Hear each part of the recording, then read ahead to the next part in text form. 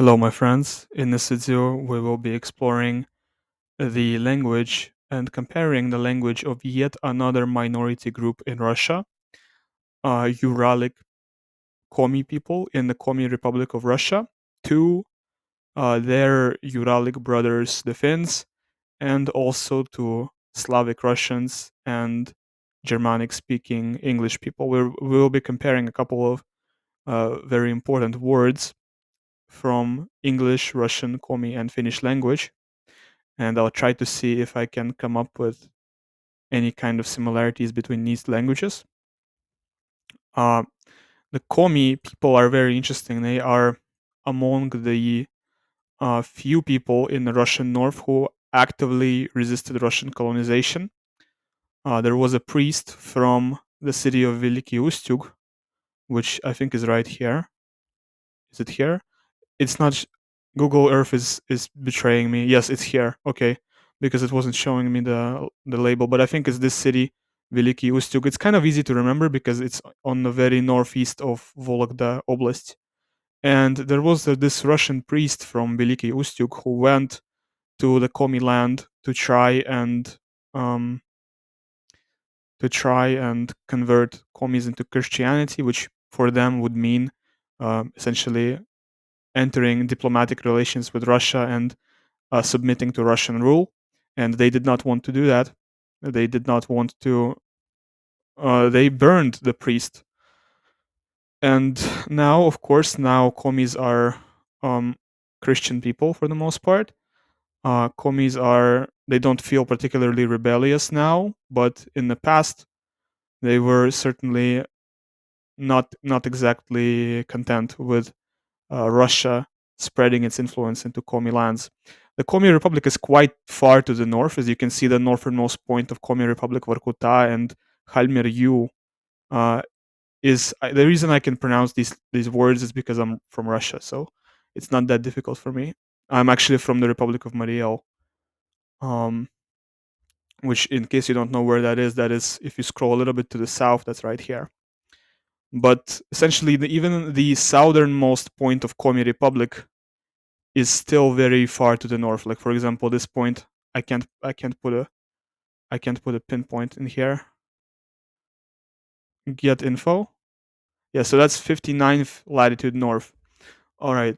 So the southernmost point in Komi Republic is around 59th parallel north. That's crazy. That is insane. That is more north than I think it is more north than Tallinn. Is it more north? Hold on, let's see. I think it has to be a little bit more north.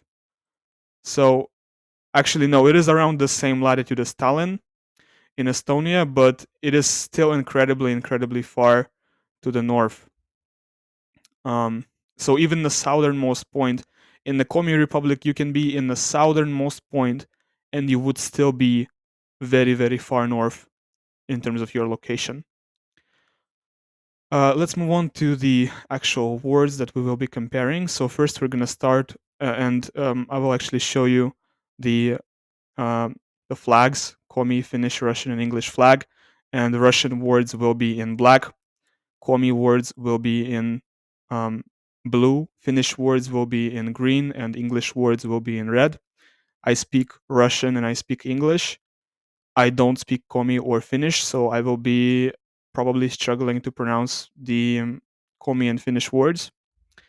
But let's begin. So woman in English is woman. In Russian it is женщина. In Komi it is Ань, and in Finnish it is nainen. Ань and nainen to me sound quite similar. Женщина, um, женщина is kind of an interesting word because it doesn't describe necessarily a woman. Its origins, it describes a woman, but its origins is that it is like a wife. It is somebody who you wife. Like that's the etymology of the word. It derives from the word жена, which is a wife. The same is the case with the Russian word for man, мужчина. You can see it's not a description of a man, somebody who is biologically a male. It is a description of a husband, somebody who is a husband. Муж is a мужчина. So the etymology of the word man in Russian derives from husband. Russian is a very traditional language and a very traditional culture. In our culture, um, you know, it's like I think language is going to evolve quite quickly now. Now that the institution of marriage is doesn't really mean much in the West, but in the past it meant a lot, and it is reflected in our language. So for the word for man in Komi is I love or vier, and the word for man in Finnish is mies.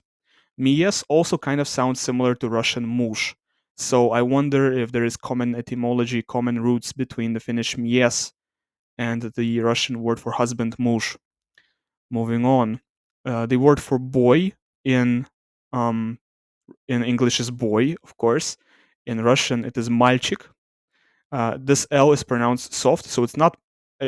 Oftentimes, you will see Anglo or Germanic speaking people trying to pronounce Russian words. They will say malchik, something like that, or malchik, or they don't pronounce these soft letters, and it's a soft letter. The L here is a soft letter. It's malchik, right? And in Komi, it is detina, which is very, very obviously a borrowing from Russian. I found it interesting that Komi language has quite a lot of borrowings from the Russian language. And I wonder how many of these borrowings are like ancient Indo-European borrowings versus how many of them are recent borrowings that have to do with colonization. Detina is very clearly a Russian borrowing because that is literally the language for boy in pretty much most Slavic languages, or child in Russian. Дети refers to children. So it is very clear that this word derives from some kind of Slavic tongue. And the Finnish word for boy is poika. Moving on, the word for girl in Russian is девочка. The word for girl in Komi is nyv. And the word for girl in Finnish is tito. I've said in my previous video comparing Finnish and Udmurt languages. Tito reminds me of the Russian word tетя, or aunt, aunt. If you're English, it would be aunt. If you're American, it would be aunt. But nonetheless, the word Tito reminds me of the Russian word tетя. Moving on, in English, home is dom in Russian. Dom, or in archaic forms of Russian speech, especially if you talk to Cossacks or people in the south of Russia, they will oftentimes say chata instead of dom. And chata obviously has Indo-European etymology as well, coming from something similar to hut. So, but in typical Russian speech, you will usually hear dom when talking about home. In Komi, it is kierka, and in Finnish, it is koti. I don't know how similar kierka and koti are. I wouldn't say they're very similar. They both start with a K, but I don't see much similarity beyond that. Moving on to country, this is where Komi and Finnish are actually quite similar. In Russian, the word for country is strana, and the word strana, it actually has direct relation to Iranic word stan. So I found it quite interesting. I was researching this a while back. Why does it sound similar? That's because pristan in Russian would be a like a place you end up. It's a place that you end up. It's a place where you feel at home, a place where you can rest, and that's where the word stan, meaning to describe a place, that's the connection between, for example, Persian Afghanistan and Russian strana. There is a connection there. And in Komi, well, of course, they are Indo-European languages. There will be connections everywhere, but in Komi it is mu, and in Finnish it is ma, which also sound very similar. Once again, there is a connection here between the Komi and the Finnish. Both are Uralic languages. They split quite a long time ago. That's why you don't see a lot of similarities. and these languages evolved really, really rapidly because there was a few speakers. There wasn't that many speakers speaking Finnish and Komi. The less speakers there are, the quicker the language evolves. So they are not mutually intelligible languages. However, if you examine the vocab and the sentence structure, you will find similarities between Finnish and Komi more than between Komi and any other language, or more than between Finnish and any other language. The word for important in Russian is важно.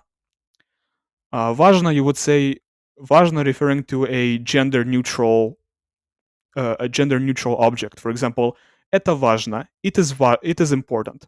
But if you're referring to a male or a female object, you would say важный if you're talking about a male, and you would say важная if you're talking about a female. In Komi, it is колon, and in Finnish, it is starkea. I am not sure. I don't see a connection here, but maybe if you speak Finnish or Komi, you will have an easier time drawing parallels between these words. Um, Now, the word for world, once again, there is a Komi word for world. They have enkola, and they have another word which is mir, and mir in Komi is exactly identical in pronunciation and in spelling as it is to Russian mir. So it's essentially a word that was clearly borrowed from Russia. And there's a lot of such words. There's a lot of words in the Komi language that are clearly deriving from something Slavic or Central European, Indo-European. And in Finnish, the word for world, I will really struggle pronouncing this. I don't know how to pronounce the double A. Mailman. I will say it's mailman because I don't want to say mailman, but I think it's mailman. Anyway, let's move on. The word for soil in Russian is земля. Once again, if you compare the phonetics of soil and земля, you will see that they are very similar. Once again, the English word soil and the Russian word zem or земль, the root of the word земля, they are very closely related. They both come from the same root because both English and Russian are Indo-European languages. In the case of the Komi language, the word for soil is as, and in the case of the Finnish language, the word for soil is maaperä. Wow, I have a hard time pronouncing this. Okay, moving on to, and in case you want to know where I get these words from, I look up the Komi Russian dictionary. There is dictionaries for Komi language in Russian, and you can look up words and you can see what they mean. It's really amazing. I love that these libraries exist. I already made a video on Udmurt language comparing some aspects of the Udmurt language to Finnish. And now this is kind of my second video about the same topic, but this time it's Komi. So the word for mine in Russian is moi. In Komi it is asim, and in Finnish it is kaivos. The word for yours in Russian is tvoi. In Komi it is asid, and in Finnish it is sinun. I can sort of see the similarity between asid and sinun. I don't know. I might be grasping at straws here, but I think I see some similarities here. The word for I in Russian is ya.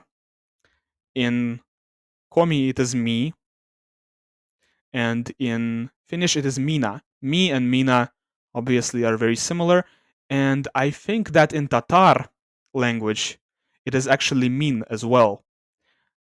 I might be wrong, but I think in Tatar language it is mean as well. In Kazakh it should be mean. Actually, let me look that up. Hold on. I think it should be mean.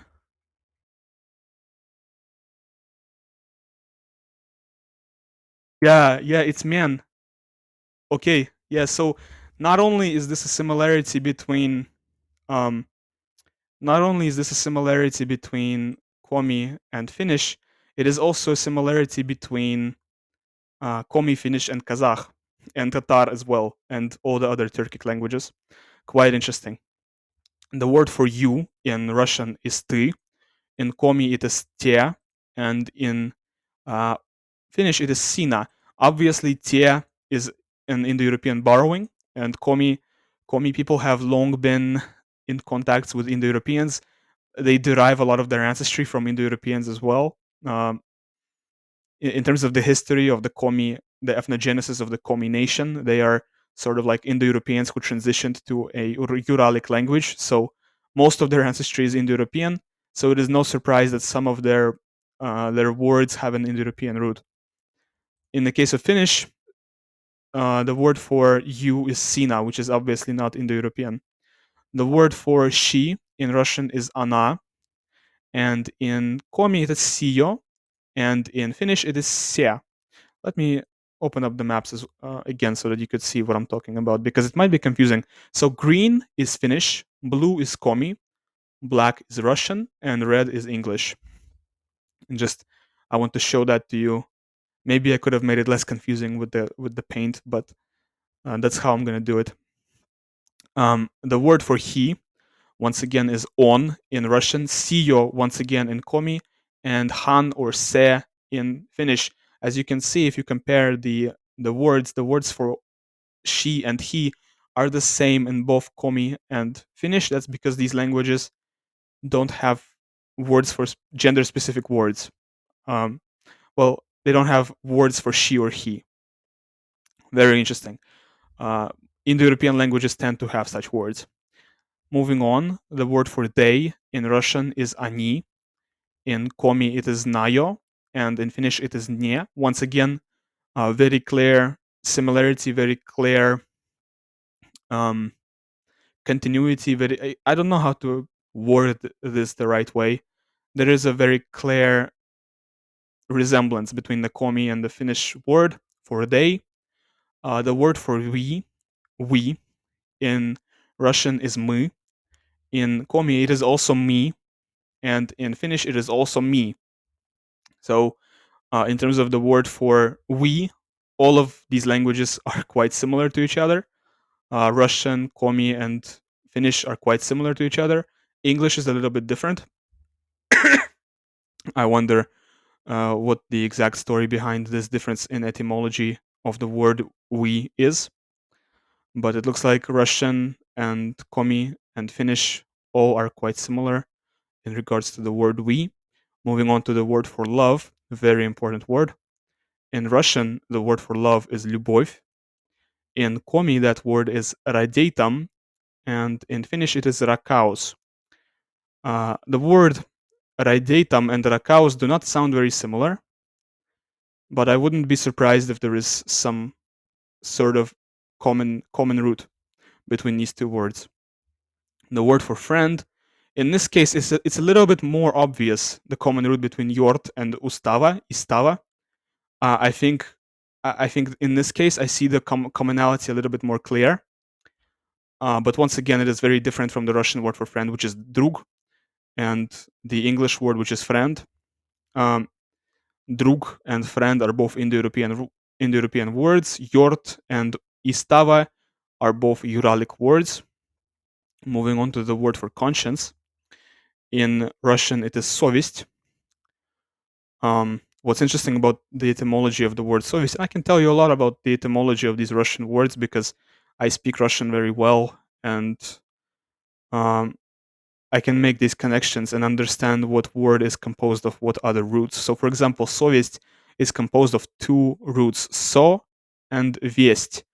Весть would be like knowledge, or весть would be like essentially a message, you could say.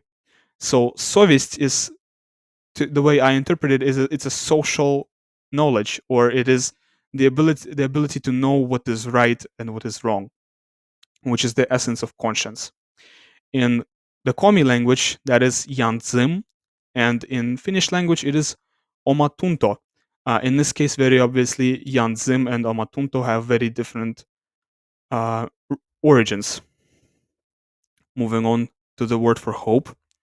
In Russian, the word for hope is nadezhda, and in Komi language, it is lacha, and in Finnish language, it is toivo. I'm not sure if I'm pronouncing. I don't. I am sure that I'm not pronouncing this right. Let's put it this way: it's not that I'm sure that I'm not pronouncing it right. It is that I'm sure. I know for sure that I'm completely butchering these pronunciations. So if you're Finnish and you, and I hope you can read. I hope you can read the screen. You can pause and read the screen because my pronunciations are going to be terrible. And once again, Lacha and Toivo do not sound similar to me, but I don't know. I don't speak either Komi or Finnish. Moving on to the next word, the word for life in Russian is жизнь. In English, it is life. In Komi, it is olom, and in Finnish, it is elama. Now, olom and elama are very clearly related. This is not a gray area at all. In this case, I think the similarity is very apparent. You don't really have to look for it and dig deeper. It's very surface level in this case. And the word for deaf, once again, the similarity between Komi and Finnish is going to be very surface level. Uh, you don't really need to dig deeper. It is very apparent. Kulom and in Komi and kuolema in Finnish, very clearly the word for deaf in both of these languages is they're at least deriving from the same root, and this root probably was not that recent. I mean, it was probably not that ancient. The common root between these words is probably no more than like 50 generations ago. In Russian, the word for deaf is smерть, which actually there is some interesting thing about the Komi language. They did borrow some things from Indo-Europeans, and one thing they borrowed is the word for like human, which is mort. In Komi and in Udmurt languages, the word for human is mort, and it is of Indo-European root because it comes from like the same root as mortality or muerte or um, смерть. You know, once again, it's the same root. It is a human who can die. It is a mortal human being. So there is quite a lot of Indo-European loan words in Komi and Udmurt and Mari and Moksha and Erzya languages, various languages of Finno-Ugric people of Russia. Well, I hope you enjoyed this video. Leave a like and subscribe if you appreciated it. And that's pretty much all there is to it. Thanks for watching. Goodbye.